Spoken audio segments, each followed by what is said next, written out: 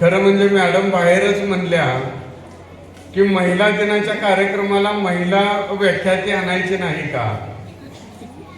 तर दादा म्हणाले की त्यानं महिलांचे इतके कार्यक्रम केलेत की आता तो नावाला फक्त पुरुष राहिला. आणि मलाही आता अलीकडे राज्यभर फिरत असताना माय माऊलीनं तुमच्याशी संवाद साधत असताना खऱ्या अर्थानं तुमच्या व्यथा वेदना आणि तुमच्या जगण्याचा आनंद पाहिल्यानंतर एक स्त्रीत्वाची जाणीव झालेल्या महिला आज पुढे येत आहेत पाहून मला कमालीचा आनंद होतोय. आणि मागील अनेक वर्षापासून महिला दिनाच्या कार्यक्रमाला मला जाता येतंय, परंतु मी आज तुम्हाला कौतुकानं सांगतो, अभिमानानं सांगतो की इतक्या चांगल्या दर्जाचं आयोजन मागील अनेक वर्षापासून काही मोजक्या महिला दिनाला झालेला आहे. आणि आज पाचगणीचा मान हा अग्रपूजेचा की इतकं छान पैकी तुम्ही आयोजन केलेलं आहे. खऱ्या अर्थानं महिला दिन कशा पद्धतीनं साजरा केला पाहिजे याचा एक आदर्श नमुना तुम्ही दिलेला आहे. तुम्ही इतका उत्साह दाखवला हे एकूणच तुमच्या आवरून येण्यावरून लक्षात येईल. म्हणजे तुम्हाला आता इतकं उकडायला लागलंय की तुम्हाला असं कळणं झालंय की तोंडावर रुमाल फिरवावा तर मेकअप जातोय, वारं घ्यावं तर दुसरीला रुमाल लागतोय. मला तर आदरणीय शेखरदादांनी सांगितलं माझ्या मिसेसने 3 साड्या समोर ठेवल्या आणि म्हणले ह्यातली कोणती नेसू. मग दादा म्हणले मी त्यातली एक पसंत केली तर ते म्हणले नको, मी जरा आणि खिडकीतनं बघते बाकीच्या बायकांनी कोणत्या नेसल्या. आणि त्या छान पैकी गुलाबी साडी नेसून आलेले. म्हणजे जर या पाचगणी परिसरातील कर्त्या धर्त्याच्या पत्नीला सुद्धा आज असं वाटत असेल की सगळ्यापेक्षा मी वेगळी दिसावी, तर मग तुमचं आमचं काय आहे सांगा. हा आनंद 8 मार्च पुरता मर्यादित नाही तर आयुष्यभरासाठी असावा म्हणून आपण आई जिजाऊंचा आणि सावित्री आईंचा फोटो तिथं लावलेला आहे. कारण जगणं म्हणजे सर्व नाती जपणं, विश्वासास पात्र राहणं, आपल्या समोर येणाऱ्या प्रत्येक व्यक्तीचा शक्य तितका आदर करणं म्हणजे जीवन होय. अंगीकार करायचा असेल तर सकस माणसाची सकस साहित्याची संगत असणं नितांत गरजेचं आहे. आणि सकस माणसांची संगत मिळावी म्हणून महिला दिनाचे कार्यक्रम आयोजित केले जातात. आणि आज गुणवंत महिलांचा इथं सत्कार घेतला. त्या दीदीने खूप छान नृत्य केलं. आणि आज भारतीताईपासून सगळ्यांनी आज एका लोखंडाच्या विभागामध्ये एक महिला काम करते आणि पाचगणीचं गाव संपूर्ण महाराष्ट्रभर पोहोचवते. हे खऱ्या अर्थानं कौतुकाची गोष्ट की आम्हाला सुद्धा ही सगळी प्रेरणा घेऊन पुढे गेलं पाहिजे, जगण्याचा आनंद घेतला पाहिजे. आणि हाच हेतू ठेवून आज महिला दिनाचा कार्यक्रम घेतलेला. मला आल्या दादा म्हणले की महिलांच्या बद्दल तू जे भाष्य करतोस ते मला आवडतं. आणि मलाही तुम्हाला सांगायला आवडेल की 15-16 वर्षापूर्वी आम्ही ज्या वेळेला कार्यक्रमाला जायचं त्यावेळेला महिला अशा अंधारात असायच्या आणि त्यांना आम्ही पुढे येऊन बसा म्हटलं तर त्या तिथूनच बाजूला जायच्या, कुठे तर अंधारात गुडूप व्हायच्या. परंतु आज तुम्ही सगळ्या पायावर पाय टाकून बसायला लागला. आणि हे पुरुष नगर सदस्य आहेत त्यांना सुद्धा अंग चोरून बसायची वेळ तुम्ही आणली. हा विजय सावित्री आईचा जिजाऊच आहे. म्हणजे आम्ही तिथं दीप प्रज्वलन करतो तर दादाच मला दादा म्हणले की दीप प्रज्वलन तू कर. तुम्ही कोण म्हटला नाही, हार घालायला कोण म्हणलं ना. आमची अवस्था अशी करून ठेवली की तुम्हाला एक दिवस संधी दिली तर तुम्ही आम्हाला असं करताय. म्हणजे हा आत्मविश्वास तुमच्यावर आला, तुम्ही पायावर पाय टाकून बसू लागला. आणि खऱ्या अर्थानं तिमिरातून तेजाकडे, अंधारातून प्रकाशाकडे जाणं म्हणजे काय असतं हे आज तुम्ही दाखवून दिलेलं आहे. म्हणून तुमचं कौतुक. आज आम्ही म्हणतोय, दादा म्हणतील, आम्ही म्हणतोय, भाव म्हणतील, आम्ही स्त्रियांना प्राधान्यक्रम द्यायला लागलो, आम्ही त्यांना पुढे आणायला लागलो, आम्ही त्यांना संधी द्यायला लागलो. पण मी अनेक वेळा म्हणतो जर आम्ही खरंच तेवढं चांगलं असतो, उदारमतवादी असतो तर आम्ही तुमच्यावरती शेण टाकलं नसतं. आम्ही सतीची चाल बंद व्हावी म्हणून राजाराम मोहन राय ब्रिटिश सरकार विरुद्ध लढत असताना आम्ही विरोध केला नसता. आम्ही घरामध्ये महिलांना कोंडून घातलं नसतं, परंतु तुम्ही ज्ञानाच्या बळावर पुढे आला आणि आता आम्हाला नाविलाजानं म्हणायला लागतंय, केविलवाणी पद्धतीनं म्हणावं लागतंय की आम्ही स्त्रियांना संधी देतो. ही संधी पुरुषांनी दिलेली नाही, तर ती तुमच्या ज्ञानानं आणि कोणतीनं तुम्ही मिळवल्या म्हणून तुमच्या की त्याचे हक्कदार कोणी नाही. ती भीक म्हणून तुम्हाला मिळालेलं नाही, तर त्यासाठी तुम्ही रक्ताचं पाणी देह दानांनी तत्वाची साधना केलेली. आणि म्हणून आज मला इथं येत असताना इतकं कौतुक वाटतं. तुम्ही सगळेजण इतके छान पैकी आला, चांगल्या पद्धतीने हा कार्यक्रम घ्यायला लागला. किती आनंद आहे हो, तुम्ही सांगा. किती समाधान दिसतंय सांगा. इथं आल्यापासून प्रत्येकीच्या चेहऱ्यावर आनंद आहे. वर या म्हणलं की लगे येत आहे, खाली जावा म्हणलं लगे खाली जात आहे. म्हणजे वारं घ्यायचं आपण बंद केलं तर चालेल, काय अडचण नाही. आता काय 2 तासानं आपला सगळा विषय जाणार आहे. तुम्हाला असं वाटतंय की बाबा वाऱ्यानं काय प्रभाव बघा, म्हणून स्त्रियात आणि पुरुषात किती फरक आहे बघा. आम्ही केस कापून आलो तर तुम्ही आंघोळ केल्याशिवाय आत घेता का? माझ्याशी बोलायचं बरं का तुम्ही. आम्ही केस कापून आलो तर आंघोळ केल्याशिवाय आत घेत नाही. तुम्ही ब्युटी पार्लर मधनं आला तर आठवडाभर तोंड घेऊ.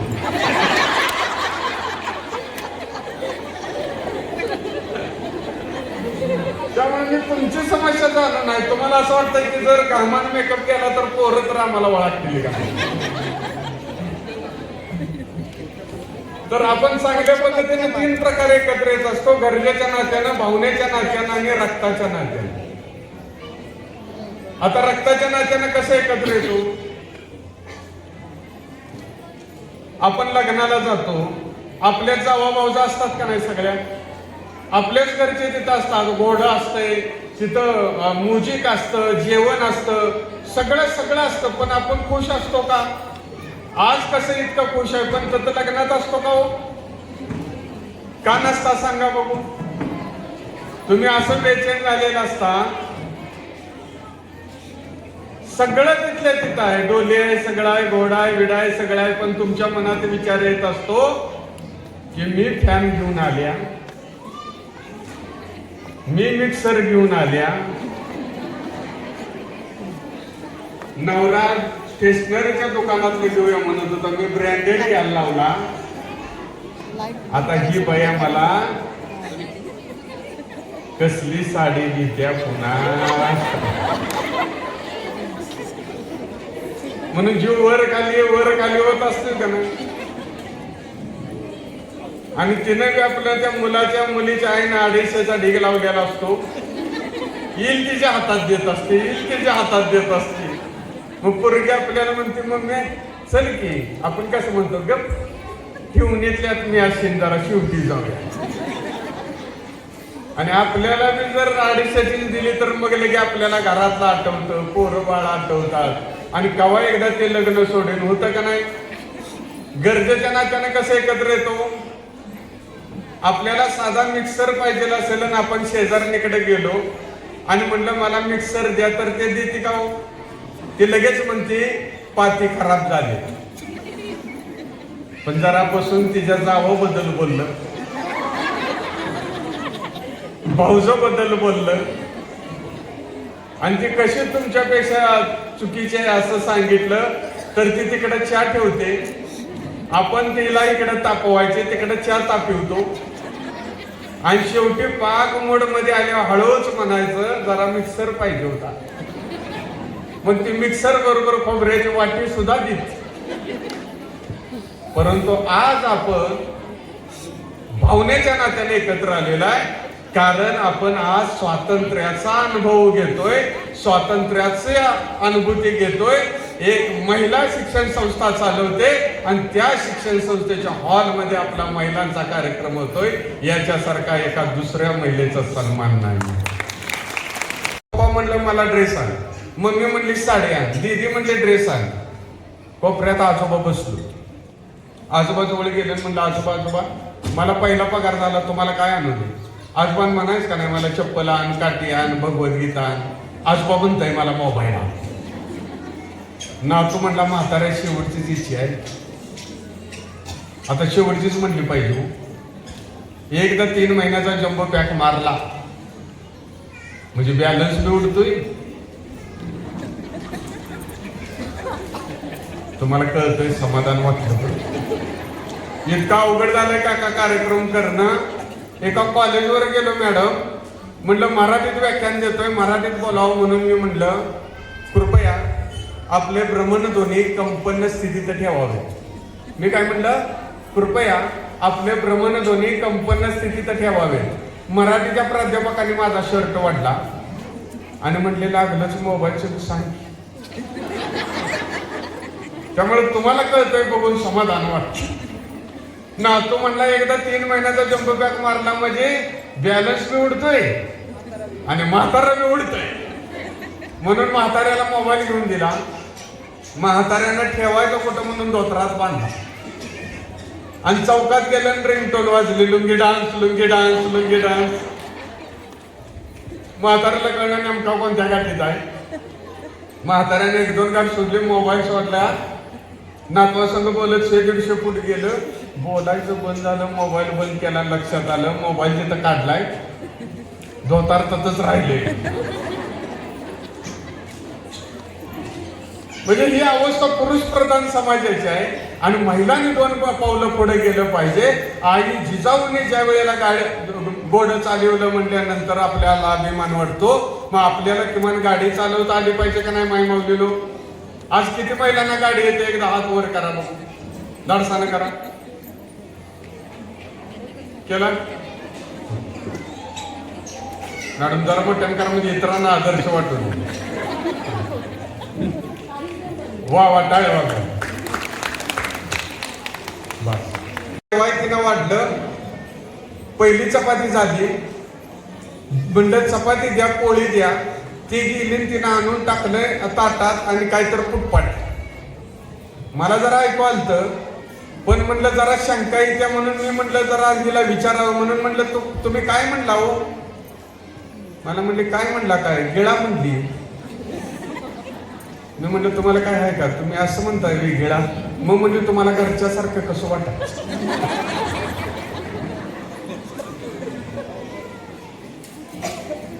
मग ह्या पदरचा जसा आपण विविधतेनं नटलेला पदर आहे, आपल्या भारतीय संस्कृतीचा पदर आहे, तसा प्रपंच आहे. तसा प्रपंच आपल्याला उभा करायचा आहे आणि तो करण्यासाठी स्त्री आणि पुरुषामध्ये आपल्यामध्ये एकत्र येणं गरजेचं आहे आणि हातात हात घालून चालणं गरजेचं आहे. आणि म्हणून प्रपंचामध्ये सुद्धा ते नातं असायला हवं. आज सगळे नगरसेवक आहेत, ते जसं तुमच्याशी खेळीमेळीनं वागताय, आपण सुद्धा घरामध्ये तितक्याच पद्धतीने खेळीमेळीनं वागलं पाहिजे. आता गॅसचा तुटवडा आहे का नाही, आहे का नाही. मला बायको म्हणले सिलेंडर घेऊन या. मी असं कोंबलं ते शोकवलोय, गेलो कसा तर दिला, आधी मिळता मिळेना, आणून ठेवला, त्याला जरा कलर बिलर नव्हता हो. मला म्हणले तुम्हाला काय कळतं का हो, जरा तर काय बघून आणायचं नाही. आता सिलेंडर म्हणजे काय वांगाई. मला म्हणले तुम्हाला चॉईसच नाही, सगळ्या गोष्टी थर्ड क्लास, सगळ्या गोष्टी थर्ड क्लास. एवढं मात्र पटलं बरं का. लग्ना दिवशी निम्मगाव मला हीच म्हणत होतो म्हणजे. आता तुम्ही लयच मूड मध्ये म्हणून सांगतो. परवा घरी गेलो म्हणजे रोजच जातो, नाही तुम्ही म्हणजे परवा घरी गेला मग रोज काय फुलाखाली झोपतोस काय. परवा घरी गेलो तर सरकारी दवाखान्याच्या बाकड्यावर पेशंट ऍडजस्ट होऊन झोपतो का नाही, तसं बायको माझी डबल बेडवर ऍडजस्ट होऊन झोपली होती. ससा खाऊन आज घर पडावा तशी पडलेली. हिला काय झालंय विचारावं तर अवघड, नाही विचारावं तर अवघड. म्हणून म्हटलं तुला काय होतंय काय ग, तर मला म्हणली मला कसंच होतंय. आता मला तुम्हाला प्रश्न विचारायचा आहे, तुम्हाला कसंच होतं म्हणजे नक्की काय होतो. पुरुषांना विचारा तुम्हाला काय होतं, मान दुखत्या कमर दुखतं, तुम्ही काय म्हणता कसंच होतंय, याचा अर्थ तुम्हाला काहीच होत नसतं. मी म्हटलं नक्की तुला काय होतंय सांग. तर मला म्हणली सकाळी जेवाय बसली आणि जेवत असताना तासाभरानं शेवटचा घास तोंडातच फिरायला, तासाभरानं. मी मनातच म्हणतोय म्हणून ते गेले. प्रपंचात भांडणं होणार नसली तर ह्या 5-6 जणांना सांगतो जीव तोडून, तुम्ही बी ऐका. आयुष्यात भांडण होणार नसलं तर 2 गोष्टी माझ्या ऐकायच्या. उभ्या आयुष्यात घरात भांडण होत नाही भावाला. एक, बायको बडबडत असली की एक शब्द बोलायचा नाही. काय, एक बायको बडबडायला लागली की एक शब्द बोलायचा नाही. आणि दुसरा, बायको गप असली की बसलेल्या गांजण्या उठवायच्या नाही. त्यामुळे मी आपल्या मनातच म्हटलं ह्याच्या आधीच 4 घास कमी खाल्लं असतं तशी वेळ आली असती का. मला म्हणले घशात मी जरा खाऊखावत आहे, तुमच्या बाटलीचं जरा औषध पिली तरी मला शंका वाटत होती. टीव्ही इकडे होता आणि इकडे बघत होतो. कुठं तर मिस अंडरस्टँडिंग होती म्हणून म्हणलं पहिला टीव्ही बंद करून ये बघू, तर जाऊन फ्रीज बंद करून आला. डेटॉल काय प्याच औषध आहे का. मी म्हटलं दवाखान्याचं आहे का, तर मला म्हटले दवाखान्यात जायचं आहे तर आणि 4 घास खाऊन घेतली, मला इंजेक्शनची रिॲक्शन येते. आणि आता हे सगळे पुढारे आमदार खासदारांच्या मागं पळणं सोपं, पण बायको सोबत चालणं सगळ्यात अवघड. आपण बायको सोबत निघालो, समोर एखादी महिला निघून गेली तर आता आपल्याला एखादा साडीचा कलर आवडतो घेऊ, साडीचा, मग सगळ्याच साड्या काय दुकानातच बघायच्या. बरं दुकाना पुढे उभा राहून एखादी साडी बघितली तर लगेच दुकानदार म्हणतो न्या साहेब वहिनीला चांगली दिसल. आता वहिनी काही याची मावस पण नाही. असले 2 जोडायला लागतं तर सांगून पटेल का. म्हणून सामान्य माणूस काय करतो, हिंडती फिरती साडी बघतो, तर लगेच बायको डुसलून आपल्याला म्हणते होय हो आता गेलेल्या महिलेची साडी बघितली. या प्रश्नाचं उत्तर सगळ्यात अवघड. बघितलं म्हणलं तर हा तुम्ही काय सोडताय, आणि नाही म्हणलं तर कुठे वर तोंड करून फिरता हो. आणि तुमच्या सगळ्याची माफी मागून सांगतो बरं का, डॉक्टर सुद्धा तुम्हाला सामील असते. कसली दणदणीत पाहिलं असू दे, डॉक्टर म्हणतात हिला रक्त कमी आहे, तिथं बसलेल्या प्रत्येकाचं हिमोग्लोबिन कमी आहे, मी सांगतो. आणि डॉक्टर म्हणलं की नुसतं तुम्हाला तसं फील येत, आणि कान बांधूनच घरात फिरायला चालू करा. नवरा गेल्यावर छय्याच्या येऊन नाचीला ते मी म्हणतो पोरं बाळ कोण सांभाळायचं म्हणून ती मी दोन्ही दोघं बसतंय घरात. पण डॉक्टरकडे गेलो, डॉक्टर म्हणले काय आलाय, बायको म्हणले मला कसंच होतंय. डॉक्टर म्हणले तुम्हाला पाण्याची अलर्जी आहे, तुम्ही अजिबात भांडी घासू नका. बायकोन माझ्याकडे बैठलं म्हणले काही अडचण नाही, हे काय म्हणलं वेगवेगळ्या धुवून टाकायची. पुन्हा म्हणला स्वयंपाक सुद्धा करू नका, आता लयच व्हायला लागलंय. म्हणून म्हणलं डॉक्टर माझ्या बी कशात जरा खाऊ खाऊत, तर मला म्हणतं बिडी वाढता काय. नाही म्हणलं कधी तर आमच्या बाजूनं बोलत जा की. परवा सासरवाडीला गेलं तर सासू फुस फुस फुस फुस करतो. उशर माझ्याकडे बघून मला म्हणते जावाय बापू माझ्या पोरगीला मी तळ हाताच्या फोडाप्रमाणे सांभाळले. मी म्हटलं पण तिला सांभाळताना आमच्या हाताला फोड आले की म्हणते. तर सासू चांगली आहे सोडा. परवा बायको मला म्हणते हुई व माझा स्वभाव कसा आहे, स्वभाव कसा आहे. मी म्हटलं तुला अचानक काय झालं ग. काय नाही म्हटले, माझी आई मला म्हणते की तुझ्यापेक्षा जावाय बापूचा स्वभाव चांगला आहे.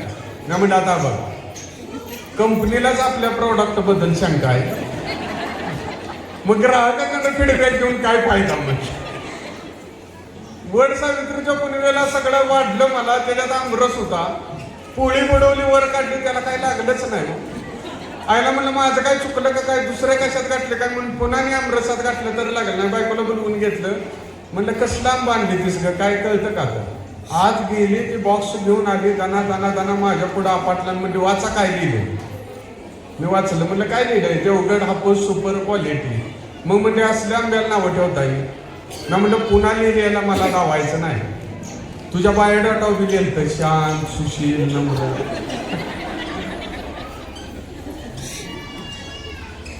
मग हा जर प्रपंच आपल्याला आनंदाने करायचा असेल तर आपल्याला दोघांनाही हातात हात घालून प्रपंच करावा लागेल. आणि तो करायचा असेल तर या पहिल्या लाईन मध्ये पायावर पाय टाकून बसलेल्या महिलांच्या सारखा करायचा. नवऱ्यानं मला 10 तोळे घेतलं, बापानं 5 तोळे घेतलं म्हणण्यापेक्षा पुढल्या 8 मार्चला स्वतःच्या पैशानं 2 ग्रॅम का घेऊन येता येईल या शपथ घ्यायच्या. म्हणून हा कार्यक्रम म्हणाली की तुम्ही कशाला हा आरसा लावलाय, तुम्ही तर एवढं कुरूप आहे. त्यावेळेला अब्राहम लिंकन म्हणाले की त्यासाठीच मी आरसा लावलाय, कारण सकाळी उठल्यानंतर ज्या वेळेला मी आरशात बघतो त्यावेळेला माझ्या लक्षात येतं की मी एवढा कुरूप आहे की मी असं काम करेन की समाजानं मला स्वीकारलं पाहिजे कुरूप असलं तरी. त्या महिलेच्या डोळ्यात पाणी आलं आणि म्हणजे लिंकन साहेब तुम्ही माझे डोळे उघडले. मी तसं म्हणाय नाही पाहिजे होतं म्हणून निघाली. लिंकन साहेब म्हणले थांब बाळा, आणि तुलाही एक सल्ला देतो, तूही तुझ्या बेडरूम मध्ये एक आरसा लावून घे. त्यांना वाटलं लिंकन साहेब तिला टोमणा मारताय. ते म्हणले मी तर एवढी देखणी, मी तर इतकी सुंदर आहे, मग मी कशासाठी आरसा लावू. त्यावेळेला लिंकन साहेब म्हणाले, तू जेव्हा आरशात बघशील तेव्हा तुझ्या लक्षात येईल की आपण जेवढं सुंदर आहे तेवढं आपण सुंदर काम केलं तर आजच्या पेक्षा जास्त लोक आपल्याला स्वीकारतील. शेखर भाऊ, तुम्ही सुद्धा नगरपालिकेत एक आरसा लावा आणि पुढील वेळेला सगळे 21 तुमचे येऊ देत, कारण जसे दिसता तसे काम या 5 वर्षात सगळ्या टीमनं करावं. ह्या आपल्या सर्वांना मनापासून शुभेच्छा.